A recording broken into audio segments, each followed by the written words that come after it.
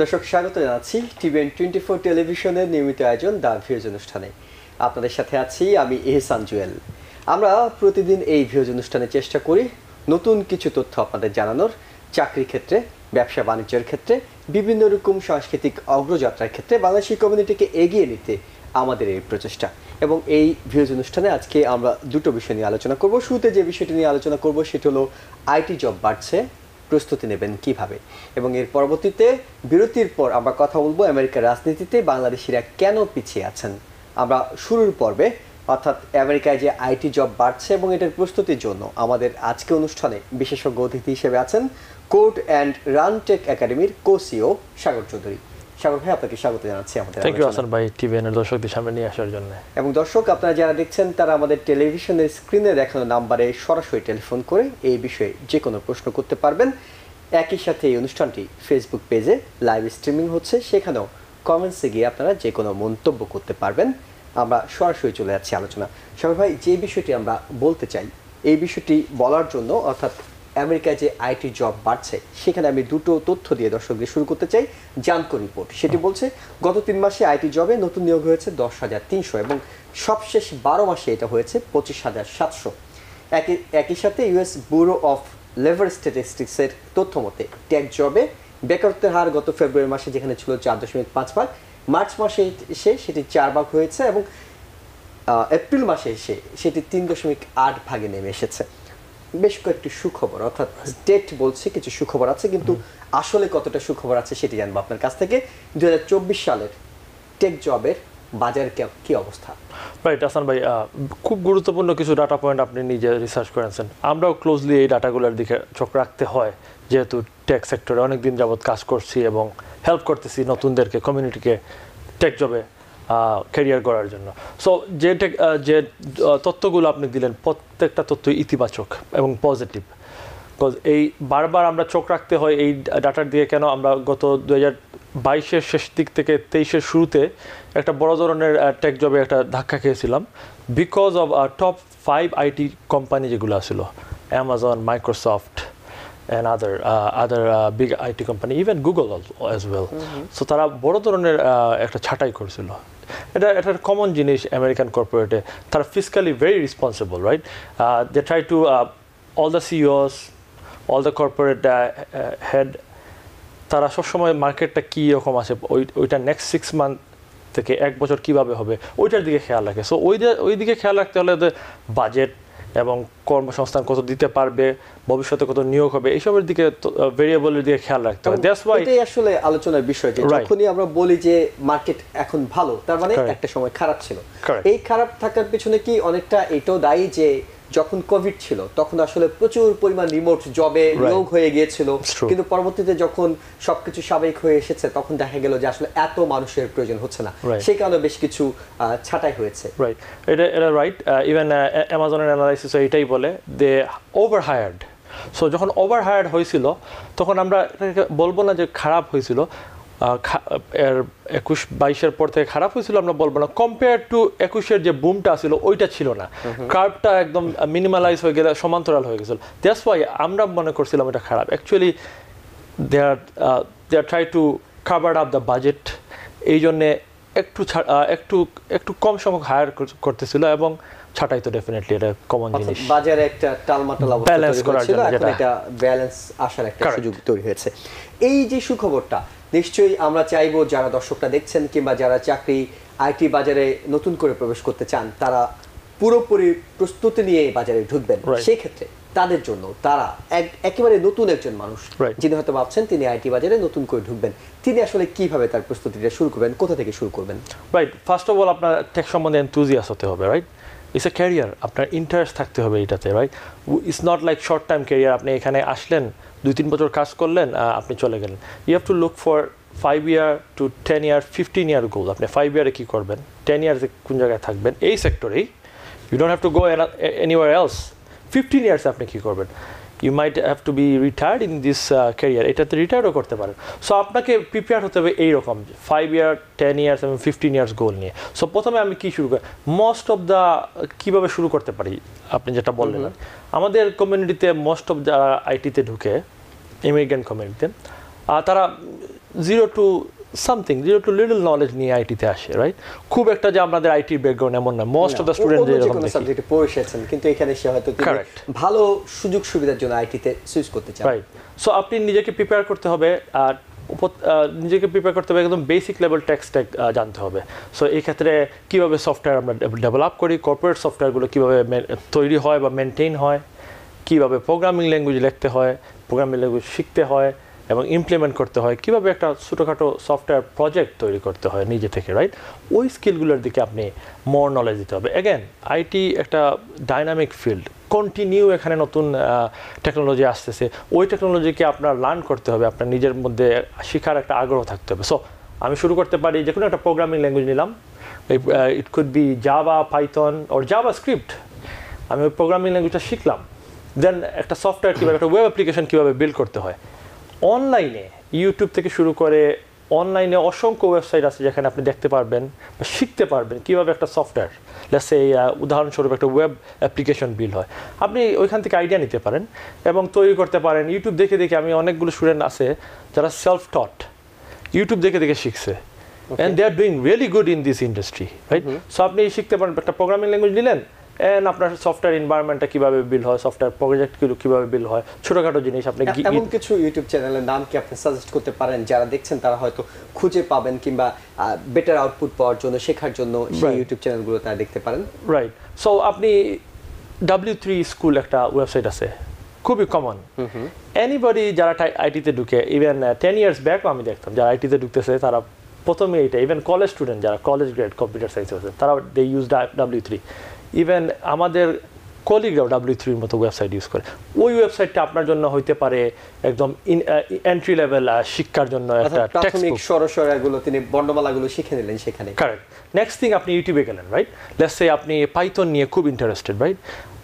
আধুনিক right now মার্কেটে পাইথনের অনেক ডিমান্ড। আপনি যদি ডেটা সায়েন্সের দিকে যান, ডেটা অ্যানালিস্ট হতে চান, অথবা এআইতে আপনি এন্ট্রি নিতে চান, ওই ক্ষেত্রে পাইথন আপনাকে বিগ টাইম একটা গেমে হেড দিবে। সো আপনি পাইথন যদি শিখতে চান, ইউটিউবে যান, অসংখ্য লাইব্রেরি আছে ইউটিউবে, অসংখ্য চ্যানেল আছে যারা স্ক্র্যাচ থেকে আপনাকে পাইথন শেখাতে পারে। সো আপনি ওয়েবসাইটগুলো দেখতে পারেন, সফটওয়্যার ডেভেলপমেন্টের ওয়েবসাইট, W3 স্কুল একটা উদাহরণ দিলাম, ইউটিউবে যেতে পারেন। সো ওইখান থেকে আপনার হাতে করে শুরু হইতে পারে। কিন্তু একটা জিনিস, সেটা হলো কি, মনে হয় আপনাদের সাথে কথা বললে মনে হয়, টেলিভিশন কিংবা সোশ্যাল মিডিয়া বিজ্ঞাপন দেখলে মনে হয় যে কেউ চলে আসলে তিনি আইটি এক্সপার্ট হয়ে যেতে পারেন। আসলে কি বিষয়টা এতটা সহজ, নাকি আসলে বিজ্ঞাপনের লোভনীয় ভাষা এগুলো, নাকি আসলে তাকে কিছুটা নিজের স্কিল নিয়েই এই ফিল্ডে আসা উচিত? এটা নির্ভর করে আপনার মাইন্ডসেটের উপর। Again, there is always a catch. আপনি যখন একটা অ্যাডভার্টাইজমেন্ট দেখবেন, you have to think yourself, right? Realise করতে হবে, you have to throw some salt in there, right? আপনি যখন দেখলেন একটা চটকদার বিজ্ঞাপন, রাইট, ইজ ইট পসিবল? আমি বলবো না এটা সম্ভব না, অবশ্যই সম্ভব। আমার কলিগদের most of them self taught. Even আমি অসংখ্য অ্যাটলিস্ট 8 to 10 প্রজেক্টে কাজ করছি গত 7-8 বছরে। মোস্ট অফ দ্য ডেভেলপার যারা আমার সাথে কাজ করছে, সফটওয়্যার ডেভেলপার, এদের 70-80% সেলফ টট।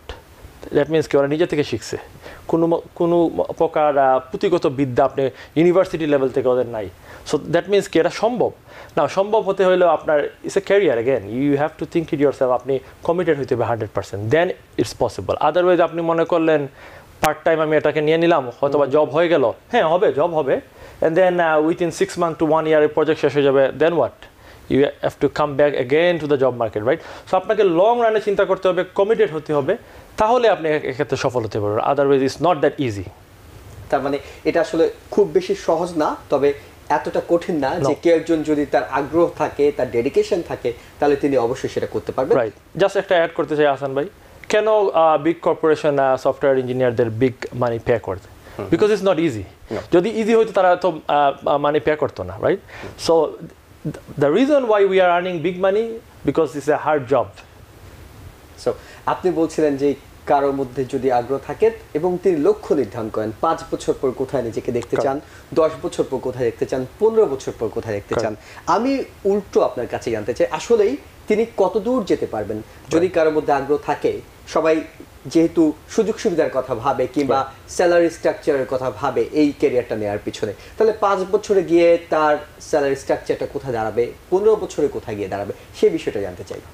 সো আমেরিকান কর্পোরেশনে আমি যদিও কর্পোরেট বলতেছি, because most of the job আমাদের কর্পোরেট S&P 100 or S&P 500 ভিতরের কোম্পানিগুলো অথবা স্টার্টআপে হইতে পারে। So it's a corporate ladder.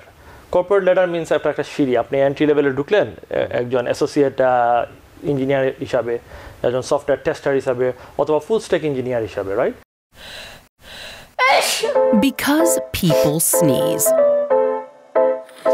Because not everyone washes their hands. Because kids touch a lot of things. Set a date to get your COVID shot and RSV if eligible. Because if you're wondering, should I get my COVID shot? Think about other people. Learn more at nj.gov/health/vaccines. আপনার based on আপনার experience, আপনার টাইটেলটা different হতে পারে, right? আপনি associate level হিসাবে ঢুকলেন, then after what, sky is the limit. Every year আপনার বেতন থেকে ভাতা থেকে শুরু করে এভরিথিং ইনক্রিজ হয়। অ্যাগেন সফটওয়্যার ইঞ্জিনিয়ারিং একটা সুইট জিনিস হইলো, আপনি যদি প্রজেক্ট চেঞ্জ করেন, right, you have some skill, let's say আপনি হেলথ কেয়ারের মধ্যে আপনার 5 ইয়ার্সের এক্সপিরিয়েন্স আছে সফটওয়্যার ইঞ্জিনিয়ারিংয়ের উপর, now you switch the job, you can make double the money. মিনিংটা কি, আপনি ধরেন এক্স অ্যামাউন্ট অফ মানি পাইতেছেন, ধরেন 120,000 পাইতেছেন একটা কোম্পানিতে, and you work there for 5 years. Now you switch that company in 3 or 4 years, you can easily make $150,000, $160,000। আমি জাস্ট উদাহরণ দিলাম। সো ওই ডাইভার্সিটিটা আছে, ওই প্রবাবিলিটিটা আছে। আপনি প্রত্যেক বছরে আপনি এক্সপিরিয়েন্স গেইন করতেছেন, নতুন নতুন স্কিল শিখতেছেন। That means you are investing yourself, not only আপনি মেকিং মানি, আপনি অলসো ইনভেস্ট করতেছেন নিজের উপর।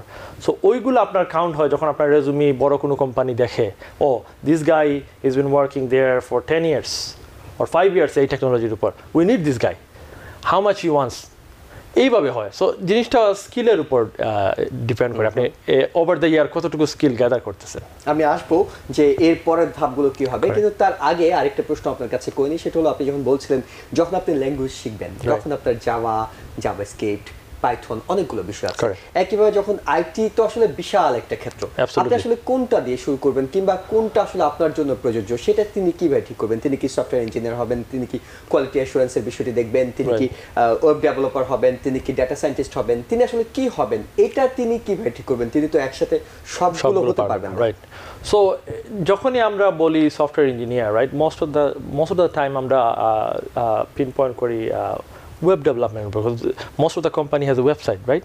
সো আপনি এজ এ ক্যারিয়ার হিসাবে যদি আগাইতে চান এখানে, রাইট, আপনি শুরু করতে পারেন ফ্রন্ট এন্ড থেকে। ভেরি গুড কোয়েশ্চেন করছেন আপনি। শুরু করতে পারেন ফ্রন্ট এন্ড থেকে, ফ্রন্ট এন্ড কীভাবে বিল্ড হয়, রাইট?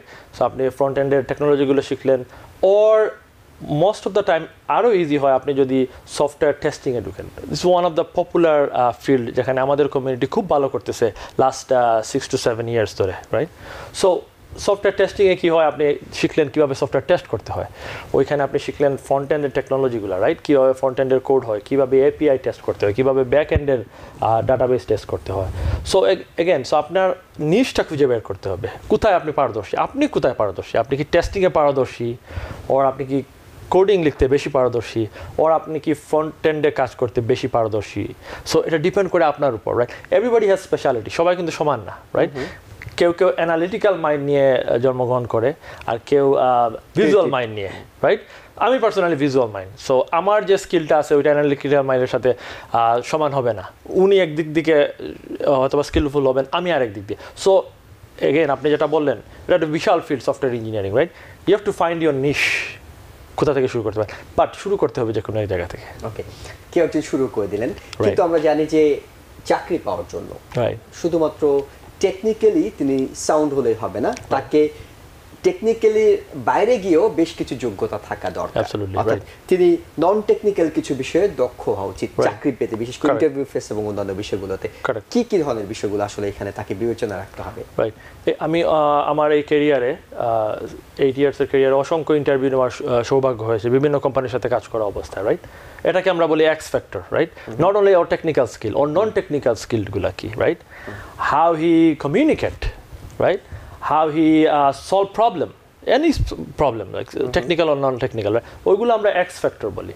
একটা লোককে আমি শিখিয়ে ফেলতে পারলাম টেকনিক্যাল স্কিলগুলো, he can write thousands of lines of code, but ওর প্রবলেম সলভিং স্কিলটা এত স্ট্রং না, অথবা ওর কমিউনিকেশন স্কিলটা এত স্ট্রং না, রাইট?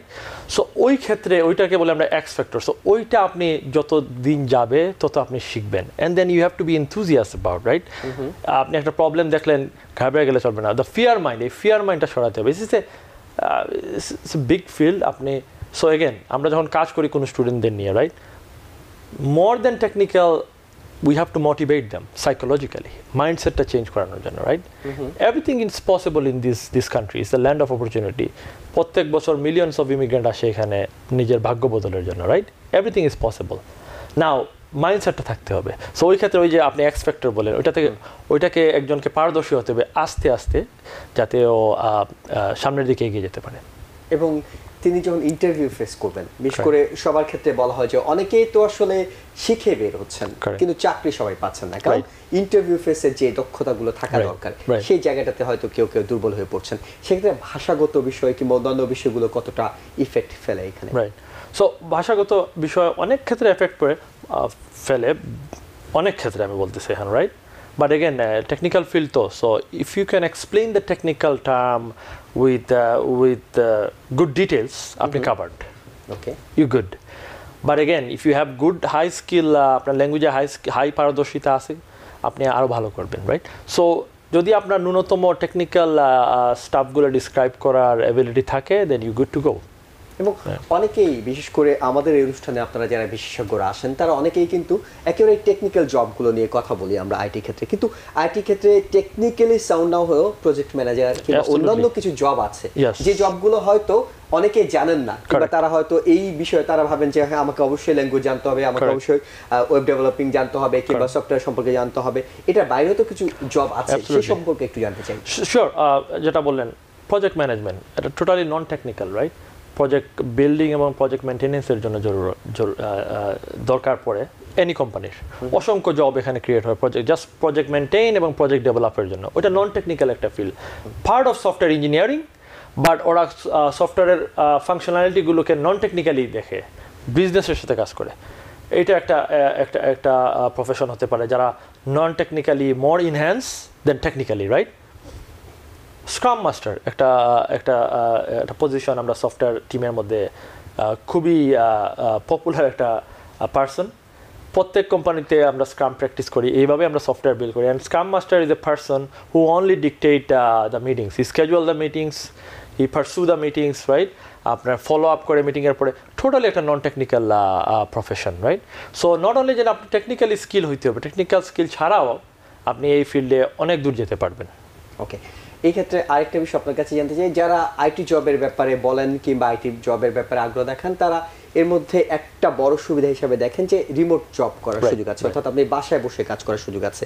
এটা আমরা জানি যে প্যান্ডেমিকের সময় অনেক বড় পরিসরে ছিল, কিন্তু এখন কি অবস্থা? এখন কি কোম্পানিগুলো বাসায় বসে কাজ করার সুযোগ দিচ্ছে? কারণ সবকিছু তো স্বাভাবিক হয়ে এসেছে, রাইট? সো নির্ভর করে, আপনি let's say you got an offer from some company ডাউনটাউনের ম্যানহাটন থেকে কোনো একটা ফিনান্সিয়াল ডিস্ট্রিক্টের কোনো একটা কোম্পানিতে আপনি অফার পেয়েছেন, right? And you are resident of Queens per se example, right?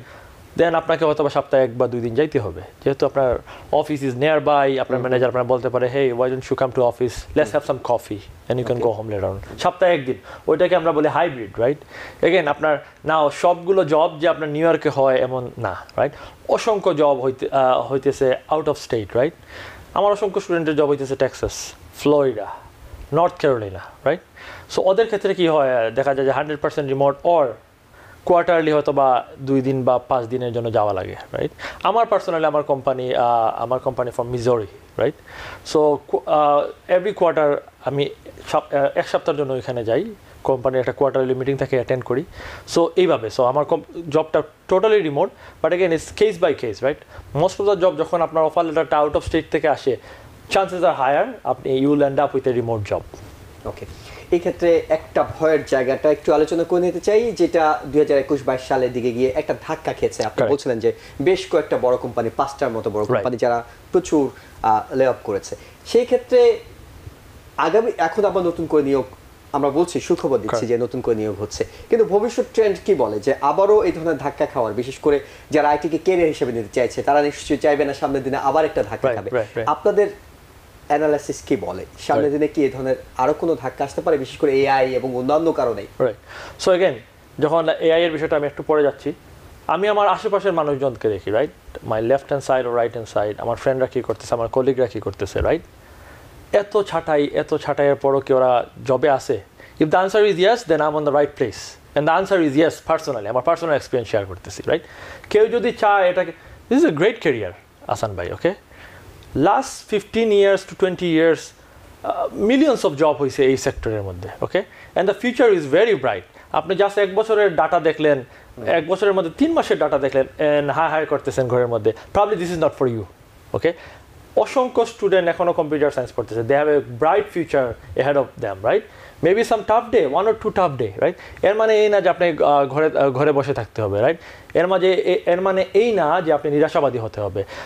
অপটিমিজমের কোনো বিকল্প নাই লাইফে, রাইট? অপটিমিজম ছাড়া আমরা বাঁচতেও পারবো না, রাইট? সো টাইম ব্রাইট আসতেছে বেসড অন এআই কি করতেছে, this is enhancer in tech field, right? There will be lot of other things, lot of other software be built out of AI, right? So AI কি করবে, আপনি কিছু sector এখন থেকেই, right? Health care একটা sector, education একটা sector, যেখানে আমরা দেখতেছি এআই ফোর্সফুলি ঢুকতেছে। Companies are making more new softwares. Now, যখন কোম্পানি more new software তৈরি করে, তখন কি হয়? They need more engineers, more testers, more DevOps engineers, right? More project manager. So যখনই দেখবেন কোনো একটা নতুন টেকনোলজি আসছে, it's an exciting news for all the software engineers. এইভাবে আমি দেখি। থ্যাংক ইউ সাগর চৌধুরী ভাই, আপনাকে অনেক ধন্যবাদ। আমাদের অনুষ্ঠানে এসে গুরুত্বপূর্ণ অনেকগুলো তথ্য দিয়েছেন, এবং আমরা আশা করছি যারা মনে করছিলেন কিংবা কোনো সংশয় আছেন যে আগামী দিনে তিনি আদৌ আইটিকে ক্যারিয়ার হিসেবে নেবেন কিনা, আপনার এই আলোচনা শোনার পর হয়তো তাদের অনেকেরই সংশয় কেটে যাবে। অ্যাবসলিউটলি। আপনাকে অনেক ধন্যবাদ। দর্শক, আমরা একটা বিরতিতে যাচ্ছি, আবারও ফিরবো, সঙ্গে থাকুন। Because people sneeze. Because not everyone washes their hands. Because kids touch a lot of things. Set a date to get your COVID shot and RSV if eligible. Because if you're wondering, should I get my COVID shot? Think about other people.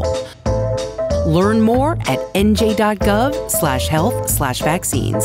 দর্শক, আবারও স্বাগত জানাচ্ছি the views অনুষ্ঠানে। আপনাদের সাথে আছি আমি হেসান চুয়েল, এবং আমাদের সাথে স্টুডিওতে আছেন রুবাইয়া রহমান, যিনি নিউ আমেরিকান ডেমোক্রেটিক ক্লাবের ভাইস প্রেসিডেন্ট এবং একই সঙ্গে নিউ আমেরিকান ওমেন্স ফোরামের প্রেসিডেন্ট। রুবাইয়া আপা, আপনাকে স্বাগত জানাচ্ছি আমাদের সাথে আলোচনায়। ধন্যবাদ। দর্শক, আপনারা যারা টেলিভিশনে দেখছেন, তারা টেলিভিশনের স্ক্রিনে দেখানো নাম্বারে সরাসরি টেলিফোন করে এই বিষয়ে যদি আপনাদের কোনো প্রশ্ন থাকে সেটি করতে পারবেন। আমাদের ফেসবুক পেজেও অনুষ্ঠানটি লাইভ স্ট্রিমিং হচ্ছে, এবং আমরা এই পর্যায়ে আলোচনা করব আমেরিকার রাজনীতিতে বাংলাদেশি কমিউনিটির মানুষ কেন পিছিয়ে আছেন। আপা, কেন পিছিয়ে আছেন? পিছিয়ে আছেন অনেকের তুলনায়, কিন্তু আগের তুলনায় পার্টিসিপেশন বেড়েছে, এটা আমি বলতে পারি। তবে আমার নিজের ইলেকশন করতে যেয়ে আমি দেখেছি যে যতটুকু মানে স্বতঃস্ফূর্ততা আছে, কিন্তু আমার মনে হয় অ্যাওয়ারনেসের একটা অভাব রয়েছে। অনেকেই মনে করেন যে আমার একটা ভোট না দিলে কি আছে, অন্যরা তো দিচ্ছেই, কিন্তু এই করে করে অন্যদের ভরসায় আমি কিন্তু আমার মূল্যবান ভোটটা আমি হারাচ্ছি। এই জিনিসটার জন্য আমাদের মনে হয় আরও সচেতনতা তৈরি করা দরকার। আমরা যারা অ্যাকচুয়ালি সোসাইটিতে বা সমাজে আমাদের যে বাঙালি লিডাররা আছেন, তাদের এই পর্যায়ে আরেকটু কাজ করা প্রয়োজন বলে আমি মনে করি। কারণ কেন ভোট দেওয়াটা ইম্পর্ট্যান্ট, এইটাই হচ্ছে আমাদের তুলে ধরতে হবে। আপনি ভোট দেন, আপনি রেজিস্টার করেন, এই কথাগুলি আমরা বলি, কিন্তু কেন ভোট দিব? অনেকেই মনে করেন যে আমার আজকে কাজে যেতে হবে, তো ভোটটা দিতে গেলে সময়টা নষ্ট হবে, থাক অন্যরা দিচ্ছে আমি না দিলেই কি। কিন্তু আসলে কিন্তু জিনিসটা তা নয়। সব কিছুর আগেই আমার ভোটটা দিতে হবে। কেন দিতে হবে? এখন কথা হচ্ছে যে প্রত্যেকটা ভোটের সাথে কিন্তু একটা সেন্সাস হতে থাকে, যে কে ভোট দিচ্ছে, কোন কমিউনিটি ভোট দিচ্ছে, এবং কোন জিপ কোড থেকে দিচ্ছে। প্রত্যেকটা জিনিসের কিন্তু একটা হিসাব আছে, এবং কতজন রেজিস্ট্রেশন করেছে। প্রথম তো রেজিস্ট্রেশন না থাকলে আপনি ভোটেই যেতে পারছেন না।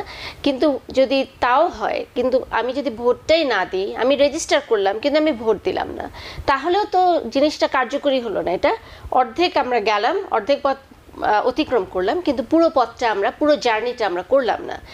ভোটটা দিতে হবে এই জন্যই যে আমরা যে একটা কমিউনিটি হিসেবে কত স্ট্রং এটা তখনই বোঝা যাবে যখন আমি ভোটটা প্রদান করছি।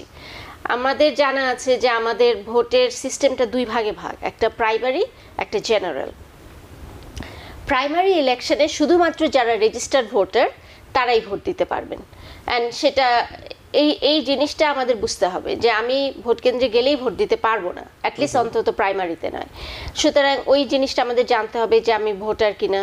ভোটের যখন আমরা রেজিস্ট্রেশন করি তখন ওখানে একটা টিক মার্ক করতে হয় যে আমি কি ডেমোক্র্যাট, রেজিস্টার্ড ডেমোক্র্যাট, নাকি আমি রিপাবলিকান, আমি কিভাবে নিজেকে দাবি করছি, ইন্ডিপেন্ডেন্ট, হ্যাঁ, বা ইন্ডিপেন্ডেন্ট। সো এই জিনিসগুলি আমাদের বুঝতে হবে এবং এগুলি আমাদের করতে হবে, পজিটিভলি করতে হবে। আমরা যদি ছেড়ে দিই ওটা কিন্তু রয়ে গেল, ওটা কিন্তু আর কাজে লাগবে না। এমন যে আমরা যদি একটু পরিষ্কার করি বিষয়টা, যে আমি কেন ভোট দেব, আমি ভোট দেব এই কারণে যে আমি আমার কমিউনিটি কতটা গুরুত্বপূর্ণ। কারণ কারা ভোট দিচ্ছেন, কারা রেজিস্ট্রেশন করছেন, যারা নির্বাচন করছেন সেই প্রতিনিধিদের কাছে কিন্তু এই ডাটাগুলো পরিষ্কার আছে। তিনি যখন দেখবেন যে বাংলাদেশি কমিউনিটির কেউ ভোট দিতে যান না, তার রেজিস্ট্রেশন করা নেই, তখন কিন্তু তিনি বাংলাদেশি কমিউনিটির জন্য কোনো কিছু করার পরিকল্পনা করবেন না।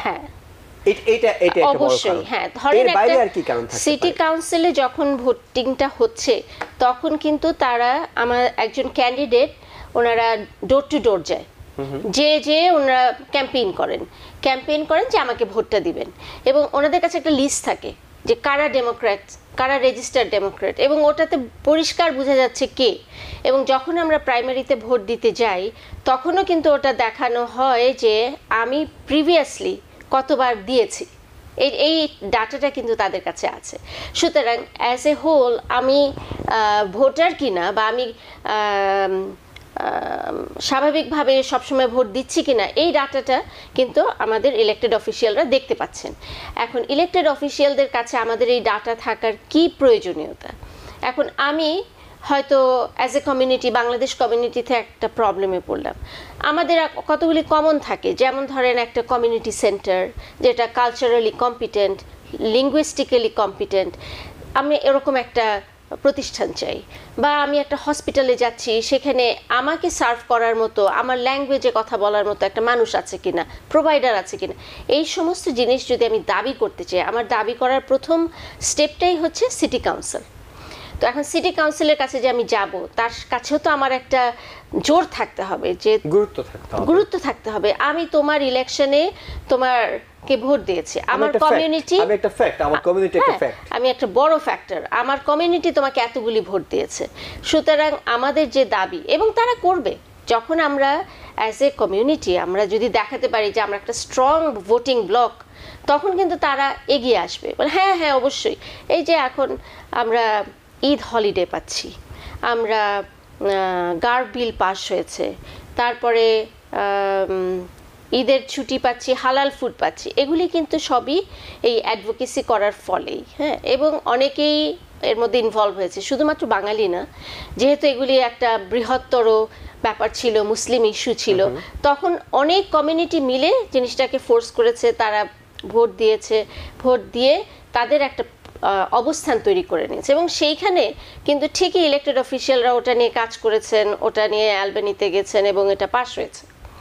ঠিক এভাবেই আমাদের করতে হবে। আমরা যদি দুটো বিষয় নিয়ে কথা বলি, একদিকে হলো যে ভোটার, অর্থাৎ তিনি নাগরিক হিসেবে তার দায়িত্ব পালন করবেন, অন্য একটি বিষয় হলো নেতৃত্বে এগিয়ে আসা। আমরা জানি যে ডিস্ট্রিক্ট 23 থেকে সিটি কাউন্সিল নির্বাচন করেছেন, সেখানে যখন আপনি নির্বাচন করতে গেছেন তখন আপনার নিশ্চয়ই এক ধরনের অভিজ্ঞতা হয়েছে। সেটা আসলে কি? আপনার কমিউনিটির সাপোর্ট কি আপনি পেয়েছেন, কিংবা যারা নাগরিক তাদেরকে একসাথে নিয়ে মার্চ করার জন্য কোন কোন জায়গায় আসলে মনে হচ্ছে যে গ্যাপ ছিল, যে এই গ্যাপগুলোর কারণে হয়তো পুরো কমিউনিটিকে নিয়ে এগিয়ে যাওয়া সম্ভব হয়নি? কারণ এটা তো বিস্ময়কর সত্য যে খুব বেশি নেতৃত্বে আসার সুযোগ হয়নি বাংলাদেশি কমিউনিটির। এখন আমরা জানি অনেক জায়গাতে, আমাদের ব্রঙ্কসে, আমাদের পার্সেস্টারে, জ্যামাইকায়, জ্যাকসন হাইটসে প্রচুর বাংলাদেশিরা বাস করেন, কিন্তু বাংলাদেশি কোনো জনপ্রতিনিধি এইসব জায়গা থেকে নেই। কেন নেই? হ্যাঁ, এটা দুঃখজনক। আমার মনে হয় যে আরো সচেতনতার দরকার আছে, এবং ওই যেটা আমি বললাম যে সবাই মনে করেন যে কি আছে এটার মধ্যে, আমার কি লাভ, আমি কেন যাব, আমার সময়টা কেন নষ্ট হবে। তারপরেও হচ্ছে যে জনপ্রতিনিধি হচ্ছে তাকে মানুষ কতটুকু চাচ্ছে, তার আবেদনটা কত তৈরি হচ্ছে। এবং সেটার জন্য নিউ ইয়র্কে আমার যেটা মনে হয় অভিজ্ঞতা থেকে, যে পার্টির সাপোর্টটা থাকা প্রচণ্ডভাবে প্রয়োজনীয়। যদি পার্টি আপনাকে ব্যাক করে, তখন শুধুমাত্র যে কমিউনিটি ইনভলভ হচ্ছে তা না, পার্টির যত বড় বড় মেশিন আছে, যত ইউনিয়ন আছে, যত অন্যান্য সংস্থা আছে, টিচার্স ইউনিয়ন, এরা সবাই ইনভলভ হয়। সুতরাং আমাদের কাজ করতে হবে শুধু কমিউনিটি না, কমিউনিটি এবং আমাদের যারা অন্যান্য যারা কমিউনিটি আছে তাদের সবাইকে নিয়ে আমাদের কাজ করতে হবে। সেই জায়গায় আমরা জানি যে বাংলাদেশিরা প্রচন্ড রাজনৈতিক সচেতন মানুষ, চায়ের দোকানে বসলেই রাজনীতির ঝড় উঠে, জ্যাকসন হাইটসে গেলেই বাংলাদেশের রাজনীতি নিয়ে প্রচুর মানুষের কথাবার্তা। কিন্তু যখনই আমেরিকার রাজনীতিতে বিষয়টা আসে, আপনি থাকেন আমেরিকায়, সিটিজেন আমেরিকার রাজনীতির বিষয়ে আপনি বলছেন যে যোগ সেখানে ইনভলভমেন্ট হতে হবে, সেটা হচ্ছে না কেন? সাইকোলজিক্যাল কোনো ব্যারিয়ার কাজ করে নাকি আসলে নিজেদেরকে কনফিডেন্সটাই পায় না যে আমি যোগ্য? কারণ আমি প্রথমেই বলবো যে আমেরিকান পলিটিক্স কিন্তু কঠিন। এটা ঠিক বাংলাদেশের মতো একতরফা না যে আজকে ভোটের দিন হলো আমি গেলাম, আমি ভোট দিলাম, আমার ভোট কাউন্টেড, এরকম না। আমেরিকান পলিটিক্স সিস্টেমটা বেশ কঠিন। রাজনীতি মনে হয় তার চেয়ে কঠিন। হয়তো রাজনীতি কঠিন কিন্তু সিস্টেম সোজা। কিন্তু এখানে রাজনীতি অত কঠিন না, কঠিন কিন্তু আপনার সিস্টেমটা কঠিন, সিস্টেমটাকে অনেক জটিল করা হয়েছে এবং সেটার পিছনে হয়তো অনেক রাজনৈতিক কারণ আছে, সেটা এখন আর আলাপ করি না। কিন্তু সিস্টেমটা কঠিন এবং সিস্টেমটা আমাদের বুঝতে হবে। বুঝলেই তখন আমরা মনে করব যে হ্যাঁ, আমরা বেশিরভাগই হচ্ছে ফার্স্ট জেনারেশন, আমরা মাত্রই এসেছি মাতৃভূমি ছেড়ে, সুতরাং ওদিকেই আমাদের টানটা বেশি, এদিকে আমরা শিখতেও চাই না, আর মনে করি যে এটা অন্যদের দেশ, অন্যরা দেখুক। কিন্তু আসলে কিন্তু এটা আমাদের দেশ এবং এটার প্রতিটা কাজেই আমাদের ইনভলভ হতে হবে এবং এটা আমাদের নৈতিক দায়িত্ব। কারণ আমরা এদেশে থাকছি, আমাদের ছেলে মেয়ে বড় করছি, নিজেরা থাকছি, একদিন এদেশেই মারা যাব। সুতরাং আমাদের ওইভাবেই জিনিসটাকে চিন্তা করতে হবে যে পলিটিক্স হয়তো কঠিন, হয়তো মনে হয় যে এখানে ল্যাঙ্গুয়েজ ব্যারিয়ার আছে, অনেক জাতি সত্তায় অনেক ভেদাভেদ আছে, সাদা কালো, হলুদ কালো, অনেক কিছু ব্যাপার আছে। কিন্তু তারপরেও আমরা যদি পজিটিভলি একটা গোষ্ঠী হিসেবে এগিয়ে যেতে থাকি এবং ইনভলভ হওয়ার চেষ্টা করি, তাহলে আমরা দেখব যে আমরা ওই একটা অবস্থান তৈরি করতে পারছি। আপনি বলছিলেন যে রাজনীতির সিস্টেমটা কঠিন, আমরা একটু এই কঠিন সিস্টেমটাকে সহজ করতে চাই আপনার মাধ্যমে। কেউ একজন যদি ভোটার হবেন, তিনি পরিকল্পনা করেন, তাহলে আসলে তার কি যোগ্যতা থাকা দরকার, তিনি কোথা থেকে শুরু করবেন, কবে থেকে শুরু করবেন? প্রথমে তো হচ্ছে যে আমাদের সিটিজেনশিপ করতে হবে। তো যে গ্রিন কার্ড হোল্ডার আছে উনি ভোট দিতে পারছেন না। সুতরাং যখন আমরা গ্রিন কার্ড থেকে আমাদের 5 বছর হয়ে যায় বা স্পাউস ভিসায় যারা আরও আগেই সিটিজেন হওয়ার সুযোগ পাচ্ছেন, তাদের উচিত যে যেই সময় উনি সিটিজেন হচ্ছেন তখন ওই ফর্মটায় লেখা থাকে যে আপনি ভোটার হচ্ছেন। আপনি চাইলে আপনি যেই পার্টিকে সমর্থন করতে চান সেটা আপনি ওখানেই দিয়ে দিতে পারেন। এই যে কাজটা শুরু হলো, তখনই কিন্তু আপনার এই নামটা এবং আপনার যে সংশ্লিষ্টতা, এটা কিন্তু আপনার বোর্ড অফ ইলেকশনে চলে যাচ্ছে, সরাসরি চলে যাচ্ছে এবং তারা ওটাকে লিপিবদ্ধ করবে। লিপিবদ্ধ করে তখন ওরা একটা তালিকা তৈরি করে। ওই তালিকাটার মধ্যে আপনি যদি রেজিস্টার্ড ভোটার মানে ওইভাবে আপনার নামটা অলরেডি দিয়ে দেন, তাহলে ওরা ওই তালিকার মধ্যে আপনাকে নিয়ে নিচ্ছে। আর যদি কোনো কারণে আপনি সিটিজেন হওয়ার সময় এটা না করে থাকেন, তখন আপনার ভোটার রেজিস্ট্রেশন নিয়ে অনেক সিবিও, অনেক নন প্রফিট অর্গানাইজেশন বা অনেক সিটি এজেন্সি কাজ করে। বিভিন্ন জায়গায় দেখবেন ওরা ছোট ছোট টেবিল নিয়ে বসে আছে, আপনাকে বলছে রেজিস্ট্রেশন করেন। আপনি তখনও রেজিস্টার করতে পারেন এবং আপনার জানতে হবে যে আপনি রেজিস্টার্ড আছেন কিনা। বোর্ড অফ ইলেকশনে একটা ফোন করলেই আপনি জানতে পারবেন, তারা জিজ্ঞেস করবে আপনার জিপ কোড কত এবং তারপরেই ওরা বলে দিতে পারবে যে আপনি ভোটার কিনা। যদি আপনি ভোটার হয়ে যান তাহলে তো আপনার ফার্স্ট কাজটা হয়ে গেল। যদি দেখেন যে আপনি ভোটার হন নাই, ভোটের কিছুদিন আগে পর্যন্ত সুযোগ থাকে, একটা কাট অফ ডেট থাকে যে তারপরে আর আপনি ভোটার হতে পারবেন, বাট আপনাকে সুযোগ দেওয়া হবে। সুতরাং আপনি অ্যাক্টিভলি চেষ্টা করতে হবে ভোটার হওয়ার জন্য। অর্থাৎ যারা সিটিজেন হয়ে গেছেন, এখনো ভোটার হননি, রেজিস্ট্রেশন করেননি, তারা হয়তো আজকের এই অনুষ্ঠান দেখার পর আরেক দফা ভাববেন যে কেন তিনি ভোটার হবেন এবং যে জিনিসটা আসলে একটা অধিকার, ভোট দেওয়ার একটা অধিকার, এবং আপনি ভোট দিলেই তো আসলে অভিযোগ করতে পারবেন নির্বাচনের প্রতিনিধির কাছে যে আপনার সমস্যা। আপনাকে বলি যে যখন আমরা গ্রিন কার্ড পাই না, তখন কিন্তু আমরা অনেক কষ্ট করি। হ্যাঁ, লয়ারের কাছে যাচ্ছি, বারবার ধর্ণা দিচ্ছি, কেন আমার গ্রিন কার্ড আসছে না, এটা সেটা, সোশ্যাল সিকিউরিটি না হলে আমি কাজ করতে পারতেছি না, অনেক বাধা প্রতিবন্ধকতা আছে। সো যখন আমি গ্রিন কার্ডটা পেয়ে গেলাম, তখন আমি মোটামুটি যে আমার সোশ্যাল হয়ে গেল, গ্রিন কার্ড এসে গেল, আমার কোনো অসুবিধা নেই, সো আমি ভালো আছি এখন। কিন্তু তারপরে ওইখান থেকে আমার সিটিজেন হওয়াটা ইম্পর্টেন্ট। সো আমি যখন সিটিজেন হতে যাই তখনও কিন্তু আমার পরীক্ষা দিতে হবে, ওটার জন্য আমার অনেক কাজ করতে হয়। তো আমি যে এত কষ্ট করে গ্রিন কার্ড থেকে আমি সিটিজেন হলাম, কি বেনিফিটটা পাচ্ছি? ভোটের অধিকার একটা অন্যতম অধিকার, যেটা আপনি গ্রিন কার্ড থাকা অবস্থায় পাচ্ছিলেন না। সেটা এখন আপনি যখন হাতে পেলেন, তখন কি সেটা সুযোগটা কাজে লাগাবেন না? লাগানো তো দরকার, অবশ্যই লাগানো দরকার। এবং একই সাথে আপনি যেহেতু নিউ আমেরিকান ওমেন্স ফোরামের প্রেসিডেন্টের দায়িত্ব পালন করছেন, আমরা আপনার কাছে জানতে চাই আমাদের কমিউনিটির নারীরা যাদেরকে নিয়েই হয়তো আপনাদের সংগঠন, তারা কতটা সচেতন, তারা কতটা ভাবছেন যে এটা তো আমেরিকা, এখানে তো নারীদের অংশগ্রহণের সুযোগ অনেক বেশি, অফুরন্ত সুযোগ, সবারই সুযোগ আছে, তারা কতটা সচেতন, তারা কতটা এগিয়ে আসছেন? সত্যি কথা বলতে কি, আমরা নিউ আমেরিকান ডেমোক্রেটিক ক্লাবটা, ওমেন্স ফোরামটা শুরুই করেছিলাম এই আশা নিয়ে যে যারাই নতুন ইমিগ্রেন্ট হচ্ছেন তাদেরকে যেন আমরা এটা বুঝাতে পারি। এবং সেই উদ্দেশ্য নিয়েই আমরা অনেকের সাথে অনেক ওয়ার্কশপ, অনেক কথাবার্তা, ডায়ালগ করছি। একটা যেটা খুব প্রতিবন্ধকতা আমরা মনে করি যে এখনও কিছু কিছু পরিবারে একটা মেন্টালিটি কাজ করে যে অনেক ঘরের কাজ করছেন বা যদি বাইরেও কাজ করেন, তারপরে বাসারই দেখাশোনা করুক, এইসব রাজনীতি নিয়ে এত মাথা ব্যথা করার দরকার নেই।